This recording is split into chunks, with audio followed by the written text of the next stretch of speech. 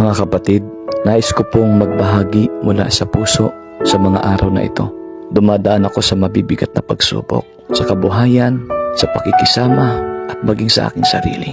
Hindi madali ang lahat, pero naniniwala ako na ang pinakamahalaga ay manatili tayong tapat at bukas sa Diyos. Hinihiling ko na sana sa halip na magduda o maghinala, piliin natin ang magpalakas at magdamayan. Ang iglesia ay hindi lugar ng pamimintas, kundi tahanan ng pag-ibig, panalangin at pagtutulungan. Lahat tayo ay may pinagdadaanan, kaya't higit natin kailangan ng isa't isa. Ako man ay mahina at nagkukulang, ngunit dalangin ko na patuloy akong isama sa inyong mga panalangin. At sa abot ng aking makakaya, nais ko ring maging katuwang ninyo sa paggawa ng mabuti. Naway ang pag-ibig at kapayapaan ni Kristo ang siyang maghari sa ating lahat.